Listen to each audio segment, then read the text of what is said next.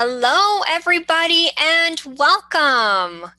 So glad you guys can make it to our weekly open office hours. I am Tatiana, and I will let my colleagues introduce themselves.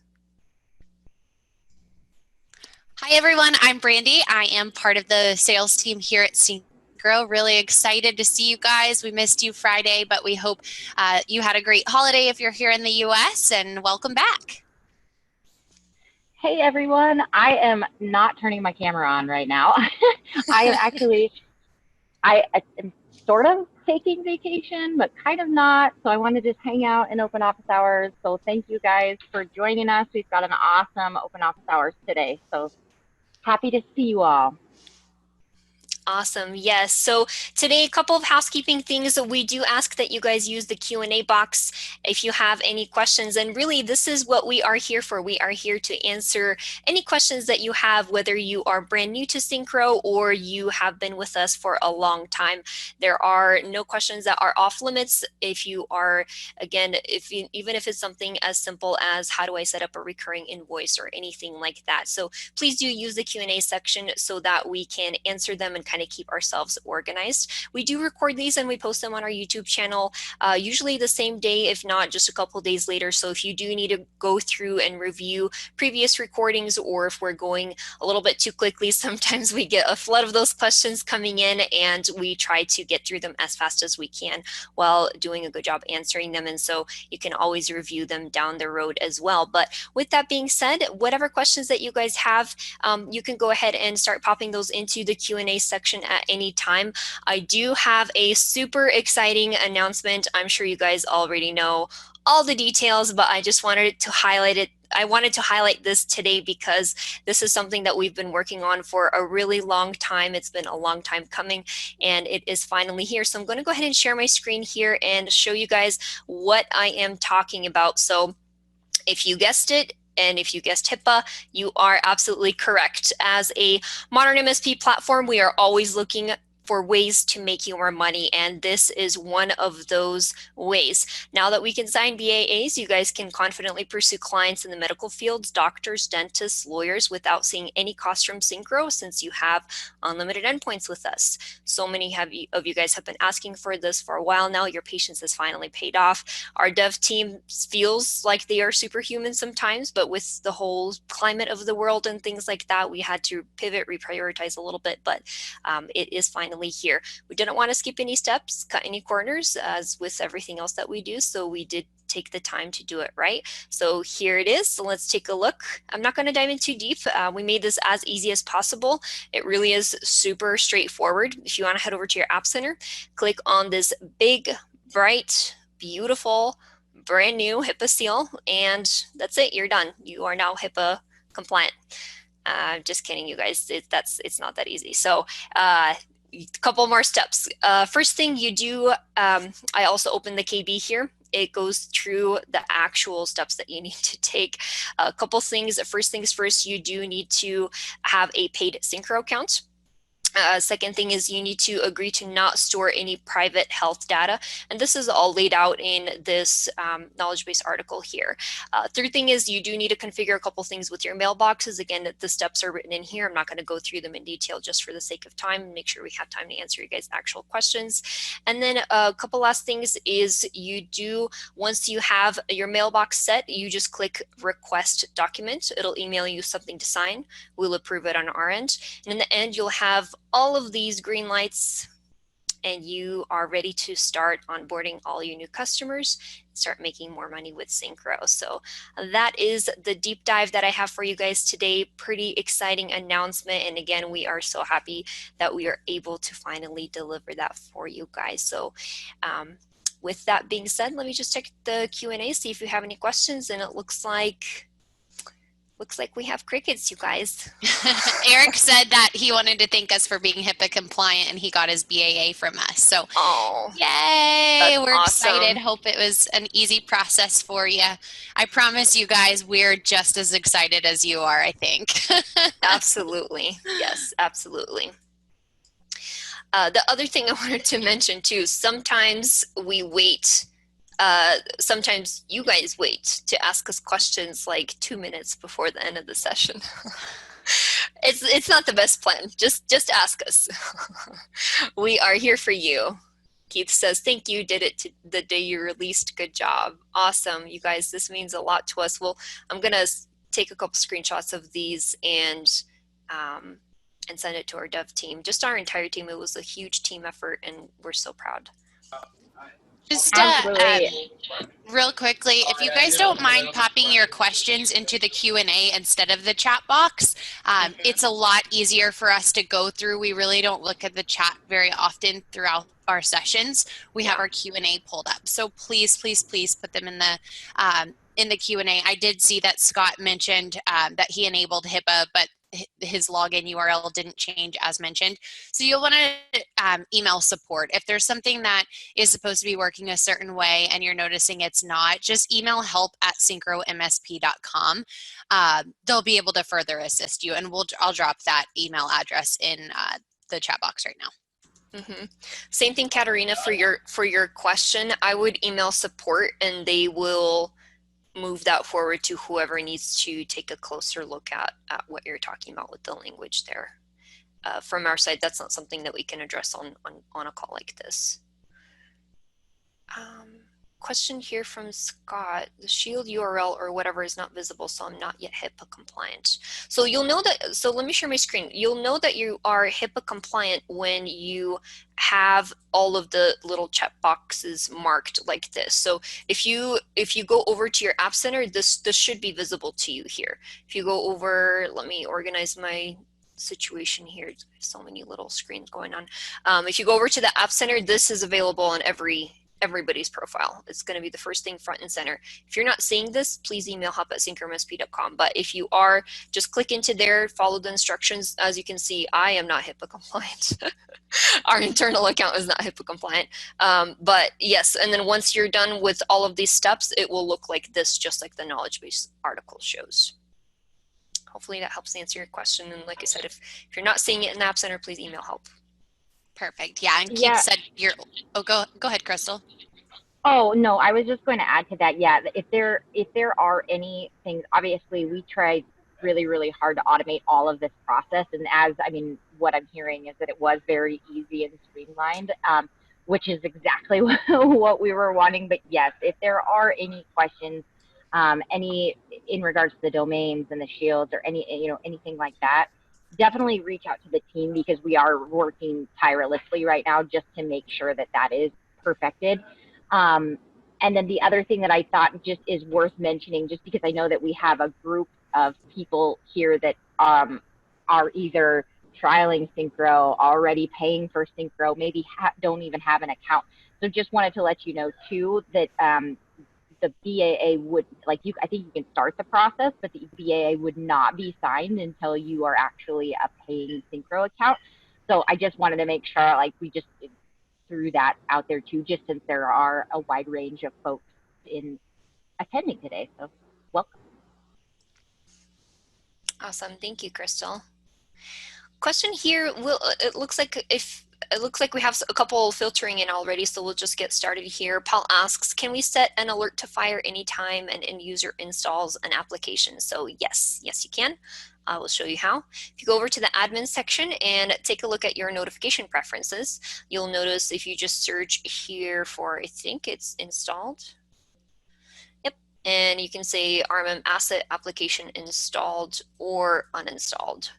And you can choose how you want to be notified of that event. So email, SMS, in-app, mobile push, a webhook is Slack and Microsoft Teams. So yes, that is available.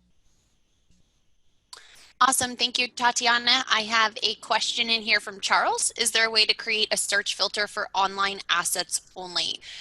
So really, really good question. We don't currently have a way to filter just by online assets, but I do want to show, just since our queue is pretty slim right here, out to the left of the assets in RMM, you are able to have saved asset searches in here. Like I mentioned, online is not one of them, but you could come in here and you can create a saved asset search. You can add property condition, and I'm just making sure it's not on here. But what you could do is, since you do have an online and offline indicator here, you could select which ones are online, and then from there you would be able to do bulk actions such as scripting, change policy, change customer, send a broadcast message, that type of a thing. So you would have to look for the little green dot, but that's how I would handle it currently. Good question though. Awesome. Thank you, Brandy. Next question here is from Richard. He says, when we invoice a ticket, the status changes to invoiced. Is it possible to change it to something like resolved-invoice automatically? We have an issue with the backend billing. Will invoice the ticket, but forget to change the status back to resolved or a resolved dash something else.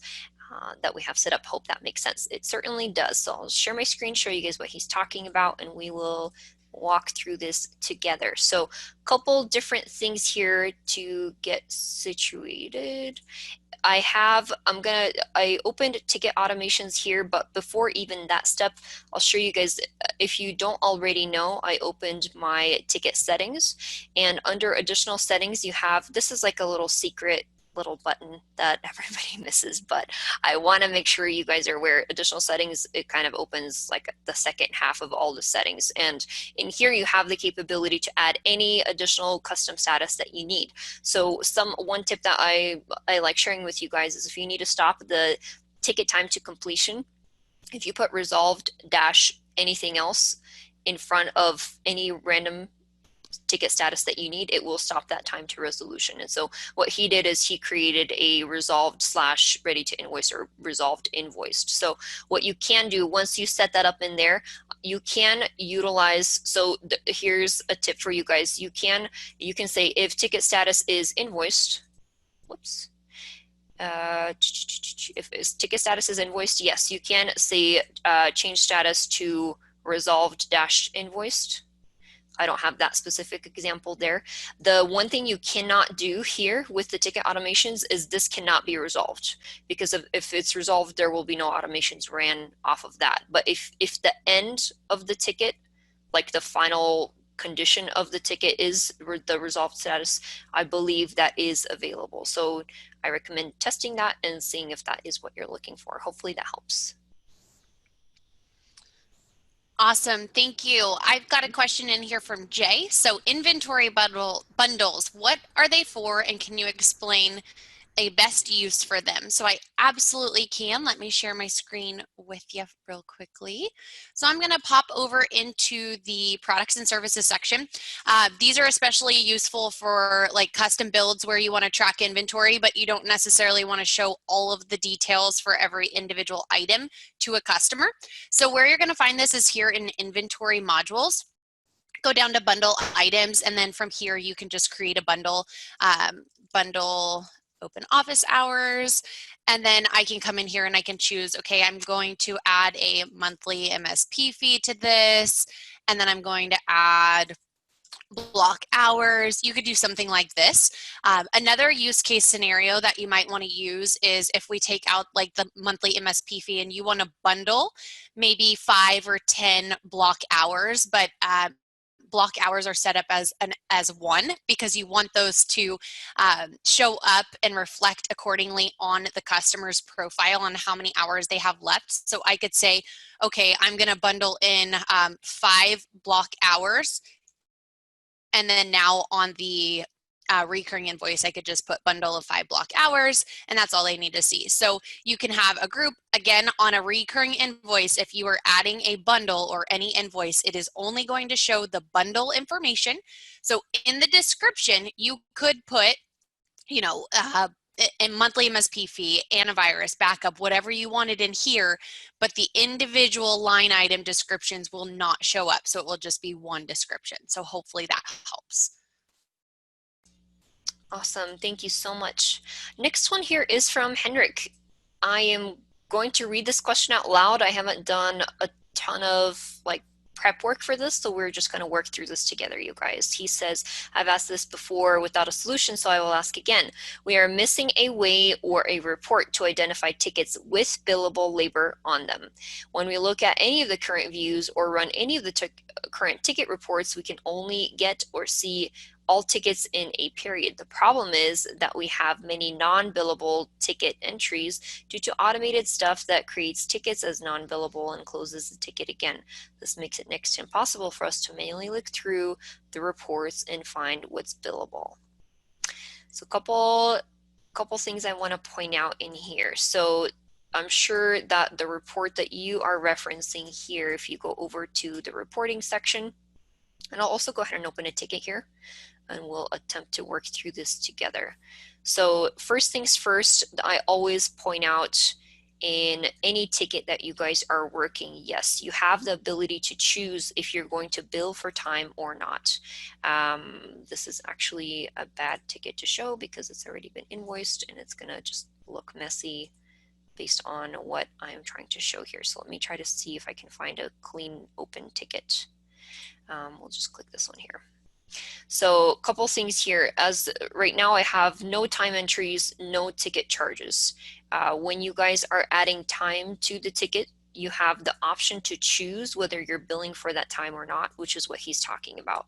So I'm going to create two time entries in here, and I'll show you the differences. So the first one is 60 minutes, the next one is 15. So I'm going to not bill for this 15 one. I'm just going to clear the charge. So you'll notice even though I have two time entries, I'm going to go into the view charges here, and only one of them is listed, and that's the one that you're going to be billing for. So the report that I usually point out, and this is the best tips that I have for you at this point in time, is if you go under the employee section and you click into the ticket time by technician, this will show you on a date range that you specify. You can even do this per user. It's not filterable by customer currently, but it will show you all the time entries and whether you have billed for them or not. So this will also link. So if you're working on the same ticket and you have multiple time entries, just like I just showed you here, but you're not billing for some of them, this report will show you a list of those, and you can go through and filter those and see how you want them. Because again, if you're not billing for that time, when you go and turn this ticket into an invoice or create an invoice straight from here, only that one line item will carry over. So let me go back to your question and see if I can address it more specifically. He says the problem is that we have many non-billable entries due to automated stuff that creates tickets as non-billable and closes the ticket again. Makes it impossible for us to manually look through the reports and find what's billable. So this is the best report here, is going to be the tech hours report, or ticket time by technician. It'll show what's billable, what's not billable. And the thing is, again, if you're invoicing within Syncro, if I click make invoice, you'll see that even though I had those two time entries, I only billed for one of them. That's the only one that's going to show up in here. So if you do, I'm going to go ahead and go back to the ticket real quick, and I'll show you. I will add another time entry that I will charge for. And now I have three. I'm going to charge the time. This one is already charging. If I go back to this invoice and refresh, it should be popping up in the pending ticket charges. That means I'm billing for this. So this might be the easiest way actually for you to see that what you need to bill for that's actually getting charged. They're all going to be listed under the pending ticket charges. And there's ways to automate that with the recurring invoicing as well. So I hope that helps answer your question. Let's see, next one here at the top of the list is from Scott. He says, my past RMM and PSA platform can automate the freezing of accounts if a client doesn't pay. For example, no more alerting on the assets, etc., etc. Yes, I will show you a couple options that you have built into Syncro. If we go over to our favorite customer, Larry, if we go over to his profile, I'll show you a couple of different things in here. We recently added the ability for you to enable or disable scripting. And so with this ability, it means it will not do any scripting, basically, as the message says here. So that's one way to do it. The other thing, and I used to show this example a lot more often before they just built this section in, and again, I'm not super proficient in scripting. This would be up to you to decide how you want to build that. But within our scripting engine within Syncro, I'll show you you have the ability to reference certain custom fields.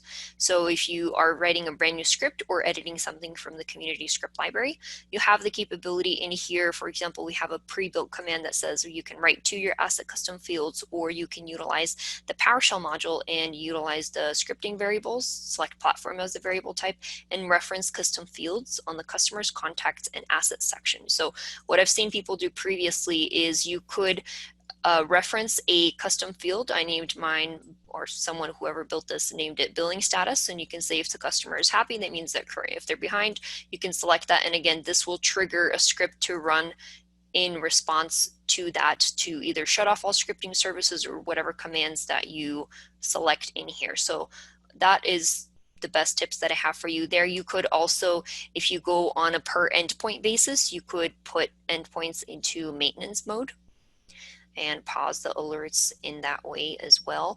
Or probably the easiest thing to do if you're not going to be doing the maintenance mode thing is if you go over to the assets and RMM section, you could select all endpoints for that specific customer, search their name first, manage, maybe move them to a policy that doesn't have anything enabled on it. So hopefully those tips point you in the right direction.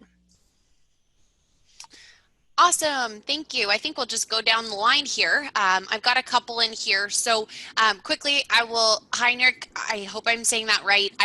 I put my name since Zoom shows me as anonymous. So have you been anonymous the last few weeks? Welcome. Mystery solved. He said, do any of the integrated antivirus solutions in Syncro work with the Mac agent beta? Yes, you can use Bitdefender with that. So that was just a quick, easy one I wanted to answer. And then Keith is asking, I've been trying to set up recurring tickets. I enabled it under admin, but I can't find where to actually create them. So let me just go ahead and share my screen with you real quickly. There's going to be two different places. So Keith has already taken this step. He went into the admin section under ticket preferences. You have to go to additional settings, and then you turn on recurring tickets.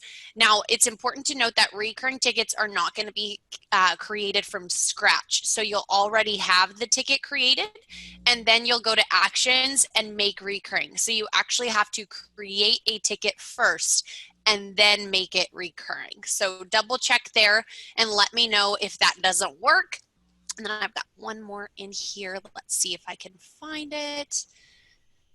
Would it be possible to quickly run through an after hours auto reply to a ticket that was submitted outside of business hours? This is great, and I think this also opens up the door for a lot of things you guys can do. So in the admin section, if you just go down to the admin section under tickets, you'll see ticket automations. If you want to do this, you can say, okay, let's run this after hours. So during non-working hours, if a ticket status comes in and it's new, I want to email the customer. You can do this. While we're here, another thing that you might want to do is a lot of people will tell me after hours they have a tech on call, and that particular technician is assigned to a specific mailbox. So what you could do is you could say, okay, a new ticket comes in, then I could email a custom email address. You could do that. Or if a ticket status comes in, it's new after hours, and maybe it has a certain priority, then you want to email a specific person. So you can absolutely do that. There's a ton of different things you can use with your ticket automations. You can use ticket automations in conjunction with automated remediations to close tickets too. So hopefully that helps. I would highly suggest taking advantage of this. Awesome. I'm gonna pluck a few out of the list here. I wanted to, Justin, just giving you a quick update. We're asking technical support on your scripting question. So just wanted to let you know that we are trying to figure that out for you. Couple questions regarding Zomentum. So yes, that integration has been built. I don't believe we have an app card there quite yet, but I think we're working on it. So kind of keep an eye out for that. No, I don't think it's like an e-signature thing. I thought Zomentum was more of like a CRM, but I don't know.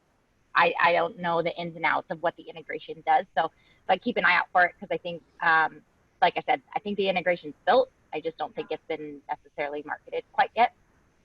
And then the other one, and I'm not going to share my screen because I don't want it to cut out, but just to answer Scott's question, if I am using a ticket to track a project, can I disable the time to first response so it doesn't affect my dashboard stats? So Scott, you can turn off like service level agreement timers, but not time to first response. That is actually on the roadmap. I don't have exact dates on when that will be, but if you, and I don't know if anyone wants to show this, but if you do go to a service level agreement, you can stop that timer for specific ticket types so that you don't go out of your service level agreement, but it's not going to change your dashboard stats.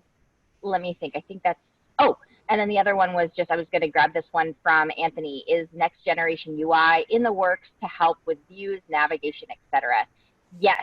So we're continuously taking feedback on, the best way to get from A to Z without, multiple clicks and things like that. So yes, that is something that we're absolutely pretty excited to be working on.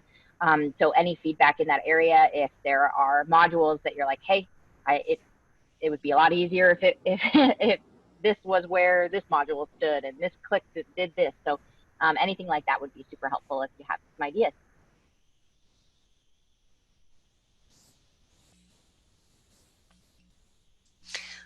Awesome. I'll take one here from the list. It's from Jay.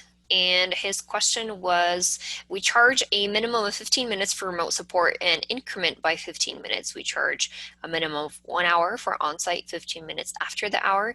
Is there an option to make sure an on-site charge and remote charge flow accordingly? So I'll show you what we do currently have available. It's not going to be exactly what you're looking for, but I do hope that that is something that will be implemented soon. So if you go over to the admin section, I feel like this is a trend for this open office hours. If you head over to the ticket preferences and additional settings, you have the capability in this section here. You can set a minimum time to round up to a certain amount of minutes. So this will, anytime that you create an entry, it will round it up to the next 15 minutes. However, this is not able to be prioritized currently at this time based off of a labor rate or ticket type or a different increment based on the labor or ticket type. So that's going to be a feature request, but something we hear pretty often on demos, and I'll definitely pass it along to the devs. Awesome. Thanks, Tatiana. I also have a question about on Wave accounting integration. It's not currently on our roadmap. It's not to say it's not something that we'll add in the future. We're always looking at new integration. So I think it helps to add that vote, and we will absolutely log that for you. But currently, the integrations we have for accounting are QuickBooks Online, QuickBooks Desktop, and Xero. Awesome. Keith, I'm going to attempt to answer your question here. He says, how do I auto-assign a ticket to a tech when they first comment if the ticket is currently unassigned? So I'll share my screen. The best thing I can think of is you have, if you go over to your ticket automation section, I searched, and again, this is not going to be the perfect answer for you, so I apologize. You might need to do some testing. But if you go into any of these automations, you have the capability in here. I searched for, I think I searched for tech, it was. Yeah, so you can say, I saw a tag in here that says, no, that might, yeah, initial comment tech. So the tag is here. I personally don't have enough experience. I've never tested trying to pull it into one of these conditions. I was thinking if ticket status is new, then pull it into here somehow, or if ticket subject or something like that. So sorry, I'm leaving you kind of like a breadcrumb trail here, but I don't know the perfect answer to that. I also asked our support, so if I get a response before the end of today's meeting, I will definitely update you on that. While we were talking about bundles, it looks like Tim had a question about when Invoice doesn't remove items from QuickBooks inventory, would it be better to use a bundle? I honestly don't know. We do not work with QuickBooks as a sales team. We don't have QuickBooks enabled, and so we're not used to it. And one of the other ladies might be able to further assist you. I just don't want to leave you hanging either. That might be a support question since they have a lot more experience with QuickBooks and actually use this system. I'm not truly sure how it handles bundles. If one of you guys does, feel free to chime in. I'm kind of thinking it might not handle bundles well. I think that too. Yeah, I'd rather be transparent. I don't think it handles bundles super well. while I'm unmuted, I'm gonna read this one out loud from Matt. Hey, Matt. I was just gonna say, so he's saying, what is the intended workflow for estimates? We are having issues specifically with estimates, the take deposit feature, and getting the products on a ticket with the proper tracking with serial numbers. We typically have a ticket to track the need for an estimate and spawn an estimate from the ticket. I understand the only way to get the products from an estimate to the add or view charges within the ticket is to spawn the ticket from the estimate, which is true. So right now, I see what you're saying. So right now, you're basically creating two tickets and having to merge them once you create it from the estimate. Interesting. I think that, yeah, I think the intended workflow is, I mean, as you can see, probably from create the estimate, add the line items, and then create the ticket. So I'm trying to track, like, you would create a ticket, basically like you're saying for your technicians, maybe. I'm guessing for your technicians to add, like, oh, this is what is going to need on this project.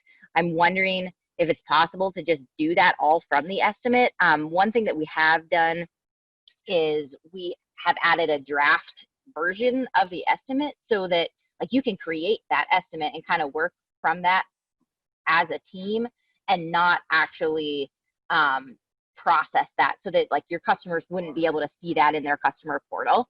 So maybe instead of that first step of tracking that within a ticket, you could do that within a draft and an estimate. And again, it might not be super ideal for your workflow, but I think that's kind of the intended way that we built that process.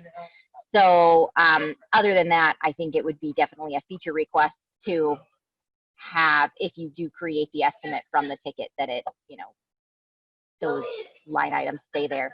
And then the other one that I was just going to grab is from Paul. And I think we posted this in our technical support channel too, but the question is around Windows 10 Home. So yeah, it's not officially supported. And the way that I have understood this is that, like, if that machine is on a policy that has a Windows patch management policy applied, it is still going to try to push, like, all of those patches, you know, or run on the schedule that you have intended. I think we just say that we don't officially support it, because I don't think that it properly reports if something doesn't go through. I think that's why we say we don't support it, because I think it does try to stick to the schedule, but I think that we are pretty transparent that not all KBs will push, and I don't think that we report well on Windows 10 right now.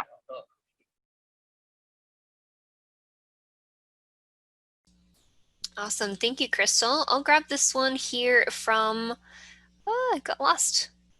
Where did it go? Anthony, you're up next. Question here, it says, please add the ability to collapse heading sections in the admin section. Would be a great scroll mouse saver. It's getting rather long. Yes, I'm assuming you mean the customer section, because I do get that request specifically, but in the admin section, maybe we can add it there as well. I do hear that request pretty often. Awesome. I have a question from Jay. So I have clients that use the same email domain, but they operate as individual companies and build as different companies. What is the best way to set up the users to make sure they get added to the correct company? Would email rules handle this if I add the full email address? So a couple things. Let me just share my screen real quickly with you, because I don't think that's going to do everything you need it to do. One thing that you'll want to make sure you're not doing is under this particular customer. Do not go. I usually tell people to go edit this and to add a domain here. You're not going to want to add an email domain here, or if you get an inbound email, it is going to assign to this particular customer. In this case, I would probably recommend you just add the contacts in here yourselves under the proper customer. Using email rules, what's going to happen, let me just pop open email rules for those of you who haven't seen these. Let me just create a new one here. So you can put a full email address and you can assign it to a particular person here, and then you would be able to have it assigned to a particular mailbox if you wanted to. Do you guys know, I just want to make sure that this is not a condition, that it has to be like this email address and this customer. If I put in like brandy@syncromsp.com, now will this auto assign to Larry? I think so, right? Yes. Okay. Okay, perfect. So this is how you're going to want to handle it. Put in the full email address, not the domain, and then type in the customer name, and that's who you want to have it auto assigned to underneath. So that's how I would handle it. But essentially, this is probably the same amount of work as going under a customer and adding them as a contact. Thank you, Brandy. Question here is from Matthew. He says, I'm not sure other MSP workflows, but we have multiple team members involved with every ticket from first contact to work performed and billing. We have a need to communicate with specific team members and track within a ticket. Is there a creative way to communicate directly with a team member within Syncro to track it, or are there plans on the roadmap to accomplish this? So my mind first jumped to an internal chat type system, which of course we don't have available just yet. I do recommend the best way probably is just to utilize the private notes, but you probably were already aware of that. I did want to mention specifically in here, though, you do have the capability to have your technicians subscribe to certain tickets, so they will be alerted on the certain things that need to be. So I'll reassign this this ticket to someone else, and then I'll be able to show you how that looks like. So even though it's assigned to someone else, if you go under the action section, you are going to be able to subscribe and be able to get notifications on that. And then, yeah, currently right now it'll be the private notes. And I think they were planning to add multiple technicians to a ticket. I don't know if there's an ETA on that or anything. Well, I know there's not an ETA on that, but that might also be something that would be beneficial for that. Mm-hmm. Absolutely. Let's see. Cool. I was go ahead. Go ahead, Crystal. Mm-hmm. I was just going to grab, I'm trying to go from top down. I was looking at Tim's question. When customer reply to a ticket, it comes through as customer reply on the message in the portal and email. Can it be changed so it shows the customer's name instead? I believe this is hard coded, and I believe this is a feature request right now. I don't think that that part is customizable. Is that accurate? Right? Okay. Yeah. So not right now, Tim. All right. Anyone want to show Justin how to add tags in ticket timer settings? Yeah, I can do it. I will, let's read through the question first, because I think I get the basis of it, but it's pretty long. So question here is from Justin. He says, do you have any time to give a real world example of how to customize text for ticket timer charges and customize text for ticket charges? I'd like to be able to write notes to email to a customer. On the communications tab of a ticket, put my time in right on that screen, and then check the charge now box. When I do this, though, everything I just wrote in the communication box gets added to the charge. As you can tell by this question, I write a lot, and this makes for really long invoices. I'd much rather override this and just show the basic charge information and a standard phrase. I know, I'm almost there. Standard phrase like see ticket notes for more information or something like that. Is this a feature, and how can I do to do that? If yes, how do I do that? So yes, there's a key distinction here. So I'll show you. I'll show you, Justin. Let's go ahead and take a look in the admin section and to the favorite section for today under the ticket preferences and additional settings. Okay, this is what he's talking about, you guys. If you haven't seen this section yet, customize text for ticket timer charges and for ticket charges here. This is a key distinction. They use different they have different ticket template tags available. So I'll show you the KB. We'll scroll down to the bottom and we'll see which ones. I don't actually know if I have any enabled, but we'll test a couple things and see. So as you can see, the ticket timer tags are going to be, the list is a little shorter. The ticket tags are right in here. So if you are looking for them to only receive the notes based on the ticket tags and you want to keep your notes to them completely separate, I would do them as create them separately, I think, because if you go, I'm just going to use this ticket here, and you'll notice that I don't think, so let me go back to my settings section. I don't have any ticket text here. But for example, if I needed to add, maybe it's this actual tag right here, this ticket timer notes. If you don't want them to be pulled in, just leave that off, that section off there. So we'll go ahead and include, it's a good ticket timer and times. We'll include that in the ticket timer tags, and I'll try to keep them completely separate so we don't mix up what is actually being carried over.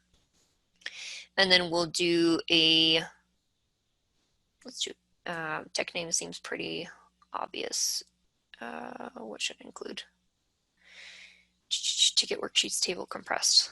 That's going to be completely different there.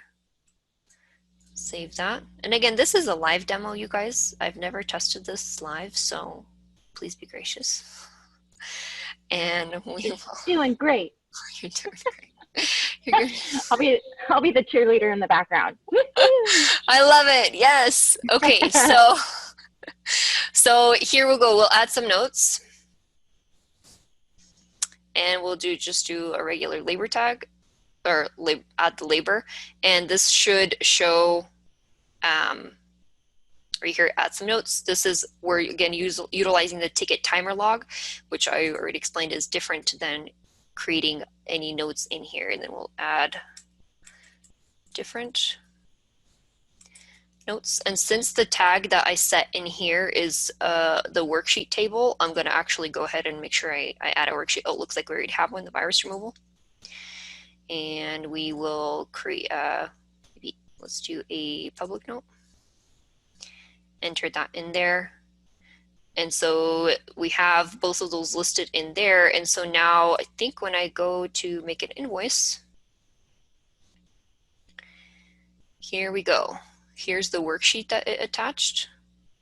Looks pretty crazy. I don't know if you would want a worksheet on an invoice. I can't think of a reason off the top of my head that you would want that in there, but it will pull in that same virus removal worksheet. Let me open the ticket back up and show you guys what I'm talking about.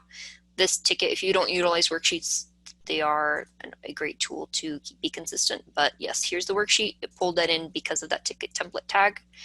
And then what was the other one that we entered? I don't remember. Let's look at the settings. Ticket timer date, date and times. Apply prepaid hours. I'm not seeing that one specifically, I think because the worksheet is messing it up. But basically, I think the main point of what I'm trying to show you guys here is there is a key distinction between the ticket timer tags, which are again in the labor log, versus the ticket tags. So hopefully that points you in the right direction. I did my best. You did great. So good. To all those questions for, I know we had a few questions, Keith, Justin, Tim. We are still waiting on answers. I think support might be in a meeting together. So we will get those to you afterwards.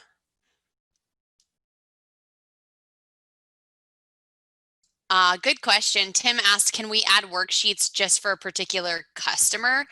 We could end up with a lot of worksheets if a few per customer. So you can't add worksheets in particular for a customer. Now, you could have one specifically for a customer, but in the drop-down list, all of your worksheets are going to show up. So it's not going to be, there's not a way to auto-assign a particular worksheet. Actually, there might be. So you could use, yes, I'm going to share my screen because you could do it a roundabout way, and I'm going to do this since we have some time.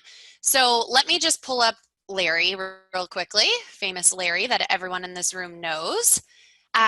What you could do is if I go down to an asset, I'm just going to create a ticket really quickly this way and just say open office hours, remote support, testing, and I'm going to create a custom field. Now what you could do here is you could say this ticket, like I could have a custom field for Larry. So pretend this virus removal says Larry, and now I'm going to create a ticket.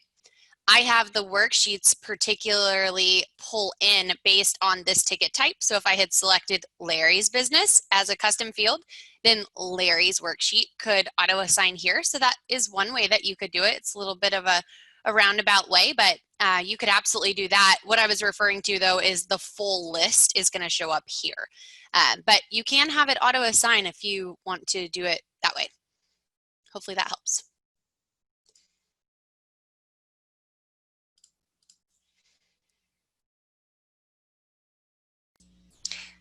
Next question here is from Richard.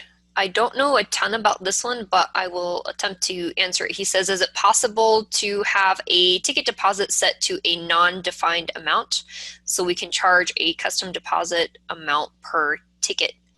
This is useful for some customers if they purchase a PC and we have them pay for it before install. Let's see. Let's take a look at this together. This is kind of fun. When it's a little bit slower like this, we can dive in a little bit deeper and test things together. So a couple things in here. So you're saying to set it to a non-defined amount so we can change the custom deposit amount per tickets. Not sure I fully understand the question, but yes, on a ticket you can take a deposit. I think it says please create an inventory item. Oh, I don't even have this set up, so I don't want to spend a ton of time setting this up, but it might either, Richard, for this one, actually, I'm not going to show it because, like I said, I don't even have a good example to show you, and I'm not going to spend a ton of time setting this up. But if this is something that you're looking to accomplish, you can reach out to our support on this one because, like I said, unless Crystal, you know. Well, I was just going to say that, yes, really all you have to do is create an inventory item that is a deposit as the category, I believe, and then you can define whatever that deposit is. Like, it doesn't have to be a specific amount. And so with that said, it can always be adjusted. So you don't even have to put a price. You don't even have to put an amount there. It's not a required field. So you can always edit what that is. So yeah, you should be fine. It doesn't have to be predefined. Oh, perfect. Yes. So yes, let's test it again. I just created the deposit. It actually took like 3 seconds. So super easy. Yeah, I think it should work. I think that should work just fine. Let's go over to any ticket here and we'll go ahead and actions, take deposit. Learning something new today. And this says other amount. Oh, cool. You can just type it into here. Let's say it is 150. Use other amount. Since I don't have one predefined, that's what it's asking me for. And then it's saying yes, received, and then take that payment, and you should be good to go. So he says, yeah, non-defined amount, so we can change the custom deposit amount per tickets. Yes. Yep. Green light on that one, Richard. Thank you, Crystal. I love live demo time. Me too. Isn't it crazy that we don't know everything about the product and we have to actually go through the process? So awesome. Love it.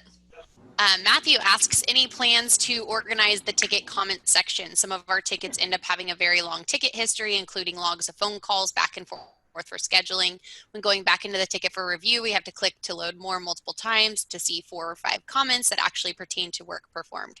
Submitted a feature request to have tabs to section out things. I think that's awesome. I only read the whole thing because I hadn't read through it yet, didn't know if it was a question, and I think it's awesome, and you know, we'll add our vote to that too.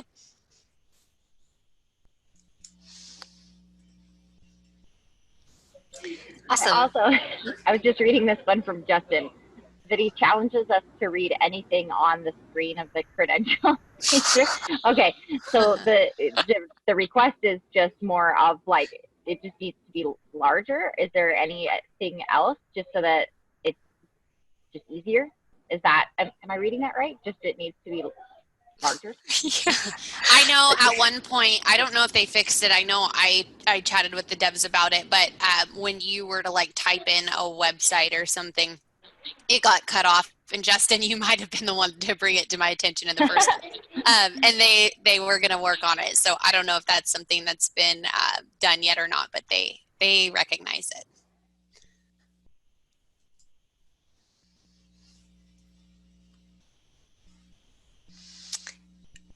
Okay, Sebastian says, in the notification, if I'm a member of multiple notification sets, do I get double alerts if an option is ticked on both sets? I don't have personal experience with this, but I don't think so. Just because you're in a separate notification group, but you're getting alerted on the same ticket, I don't think those will come through. That's just my gut feeling. I've never tested that before. Do you know, Crystal? I don't think I've ever tested that before. I actually think you might. Oh. I think you might, because it would send the call twice. Oh, interesting. We can double check. I'll pop this into the Q&A, and if we hear something different, we will let you know.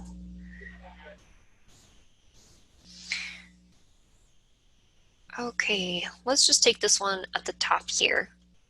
Matthew says, continuation of ticket comments.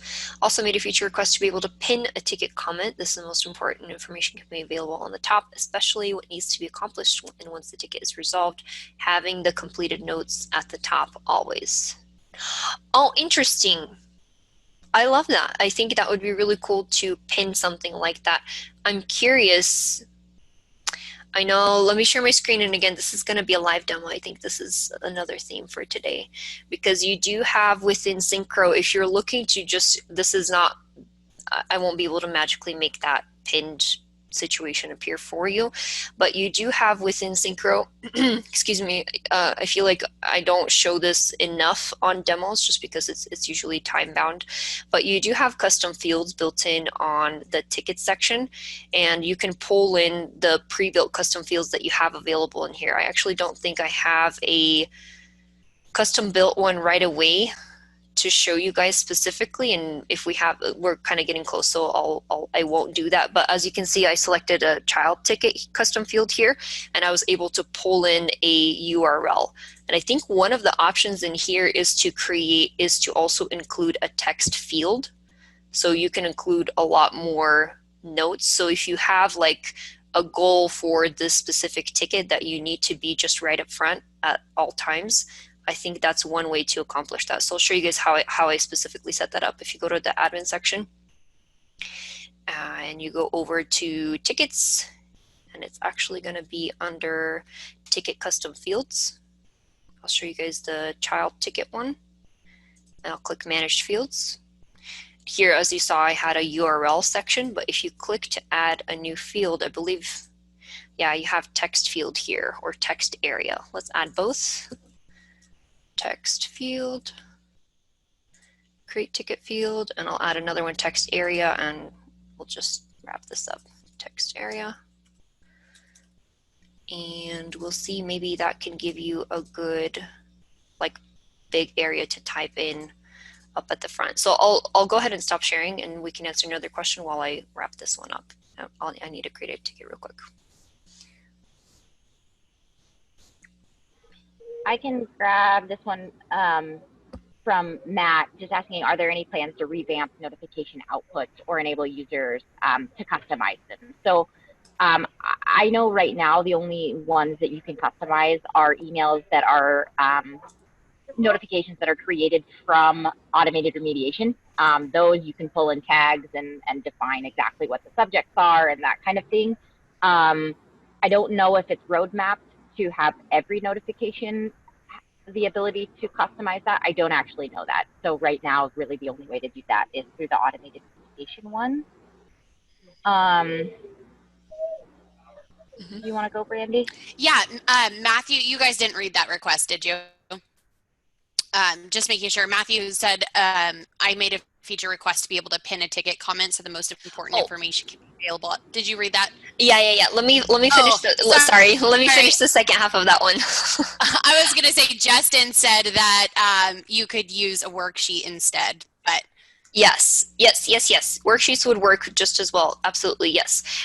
What I was just building this on that side, and I didn't want to you guys to just share my screen. No, it's good. So what I showed you guys previously is I created a ticket custom field type, and I added a text field and a text area as a section in there. And now I'm creating a brand new ticket for the custom field type. I'm going to select child ticket, which is this actual custom field type. And as you can see, you can either choose it here and it'll pre-populate a ton of whatever settings that you adjusted in this custom field type, or if you don't populate it and just create a ticket and you need to add it later, you can always add that custom field type later. So now I'm going to go ahead and edit this, pull in that child ticket, and enter some important information. Save that, and it should populate that text area in that way. So hopefully, like if you have like this is the goal of this ticket, or this is the most important information, again, you can't right now pin something to the top, but this is going to be a bigger text area for you to actually write in whatever you need. So either text area or text field, hopefully that helps. Or as Brandy mentioned, yes, or Justin, I think it was, you can also pull in any worksheets that you need to include that, but I don't think you can write like paragraphs and paragraphs in those. Hopefully that helps.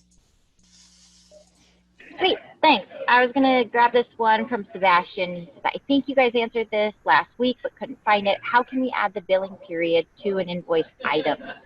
It was something about using the billing period range template tag. Yes, so I'm just gonna, there is a tag. I don't know if we surfaced this in any of the KBs because we get to ask this a lot. So I'm just gonna put it in the chat box for you, what that tag is. Let me just do that really quick. Doop, doop, doop. That's the tag that you can use, Sebastian.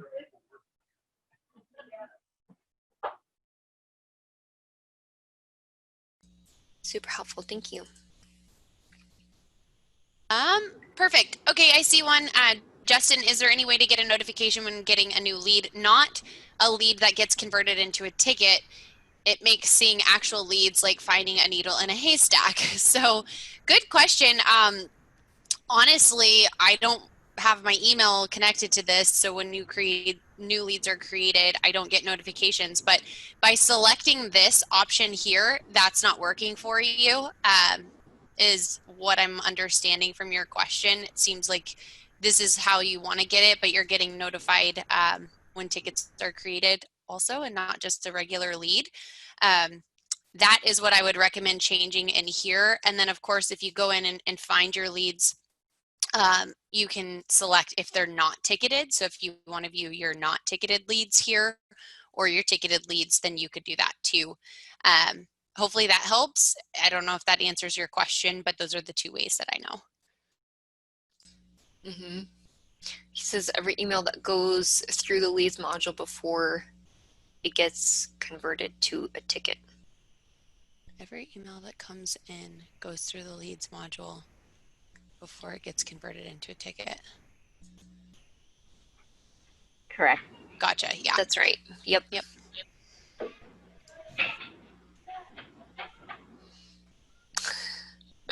Yep. Sebastian says, wow, 3 minutes to go and you guys still are super busy. Yeah. That's what happens is for 10 minutes in the middle, it's, you know, just everyone's waiting for the questions. Is it okay to ask this? Should I not? Yeah. That's okay. Any questions are available to ask. Real quick here from Matt, I didn't have a chance to read through it, but since we're on a time crunch, I'm just going to go for it. He says, can you have a saved customer search that includes multiple choices from one dropdown like you can with asset search for multiple policies? We have a custom field on customers that run different levels of managed packages and would like to run a report for all managed clients. Interesting. I think this has to do with the feature request. I think a lot of people do ask to be able to filter customers on the saved asset search, and I think that would resolve your question. Also, obviously, if you organize your policies to where all of your customers are or one specific customer is on a certain policy, you can search that way. So I don't think that's currently available, Matthew. I think that's a feature request. Yeah, because I think there's part of it that's there. Like, I mean, obviously you can do a saved customer search just the way that you can do a saved asset search, and you can select different custom fields. You can be like this, that, and the other has a certain amount of tickets. You utilize any custom fields that you created.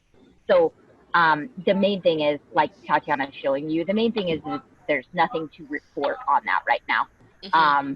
And I'm not even sure if you can export a saved customer list to a CSV. I think you can. Yeah, export to CSV. You can export those lists, but and get a very granular search, but there's not going to be like a report organically built in.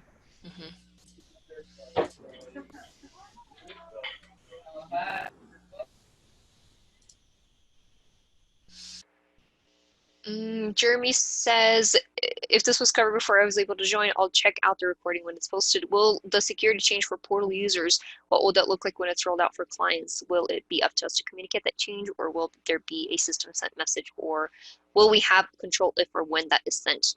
I think stay tuned for that one, Jeremy. I know that there are certain things in the works, and we're trying to be as giving you guys as much of a heads up as possible. I think stay tuned for more announcements for marketing, unless you know more details on that, Crystal. I personally don't. I think the only thing with that is I don't think that we ever communicate with your customers. And That's so right. I think it's going to be up to you. I don't know if we're going to like give you any sort of content to help with that, but it would not ever be something that we would send out to your customers. That's right. I do have to hop off for a demo, and you guys probably do too. Yeah. But it was really awesome seeing everyone in here today. We do still have a couple additional questions. If we didn't get to it today, you can feel free to email one of us or help@syncromsp.com. Thanks for joining, guys. Have a good one. Have a good weekend. Bye.